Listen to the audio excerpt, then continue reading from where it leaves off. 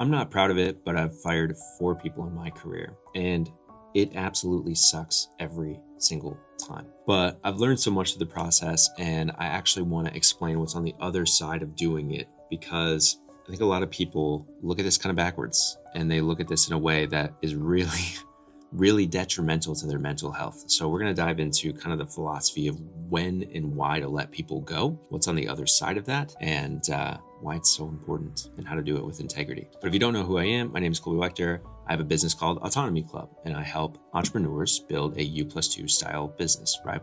So high profit, high lifestyle. U+2 means them, one VA, and one content assistant to help them build something that they have total autonomy and control over without all the complexity. All right, so to keep this as short as possible, let's just dive right into the philosophy.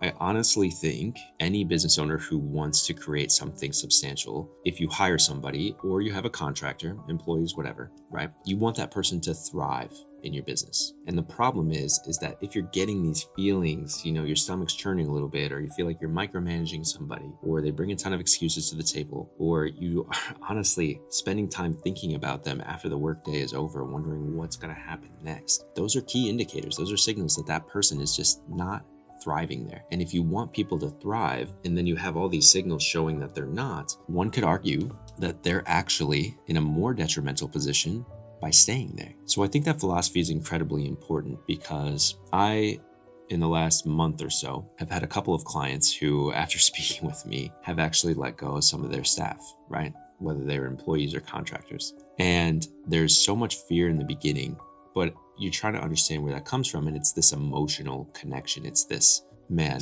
I really hope that they don't hate me. And I really hope that, I don't have to worry about what's on the other side. But what's on the other side is clarity and peace, right? One of my clients actually had a handful of family members working with them. And I just asked a lot of questions, right? What are they bringing to the table? Do you feel like you're managing them more than you want to? Do they lead themselves? Do you have to lead them? Do they take initiative? Do you have to cover up their stuff? And just like letting them go. And it became really, really clear, because I'll never want to be in a position to tell my clients to let somebody go. I want them to discover if that's a good move for them. My job is a guide in terms of, if you get to that point, what happens? You didn't start the business to foster people who can't thrive there, right? And again, you can't be responsible for what they do after. Now, I'm not going to give you a playbook on how to fire anybody.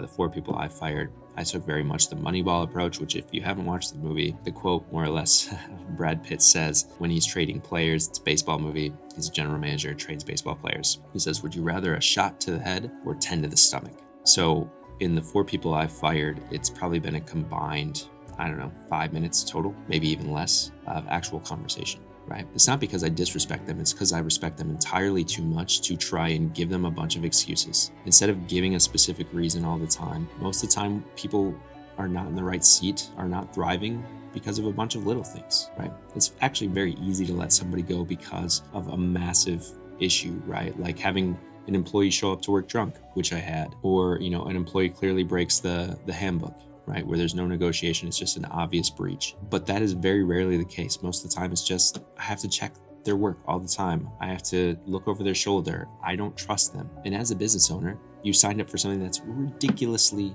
difficult. So without giving you a full playbook on how to get rid of people, that's not what this is for. It is simply to keep it short and give you the philosophy that if you want a business where people thrive, and you have signals going through your stomach, your chest, conversations with your significant other about, oh, they did this again, that is not someone who's thriving. And if you can get to the mentality, the mental state that says, I am actually helping someone, I'm not solving their problem, but I am eliminating this problem. If you can go from, I hope they don't get mad, and I hope I don't make their life worse, I want people to thrive in this business, and this person isn't right now, you're actually doing them a service.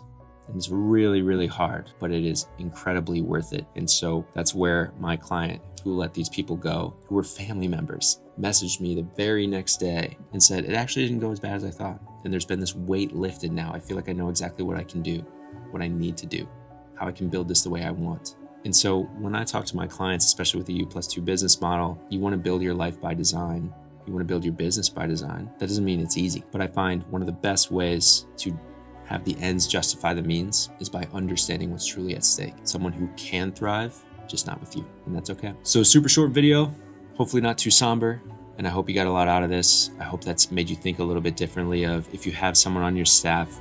I'm not saying, be the Grim Reaper. I'm not saying just say terrible things, do terrible things. It's not about that at all. It's simply about, is this person going to hit their full potential if they're not thriving right now? Can I move my ego to the side and say, you know what? I can't help everyone all the time. And a lot of it's just timing as well. People change, seasons change, you've changed. And maybe you hired this person, they've been around for a while, and the business grew and you grew and your vision became clearer and clearer. And that person is still in 2 years ago business mode. They're still in 2 years ago mentality wise. That happens all the time. Business is the most personal thing there is, but make it about respect, not charity.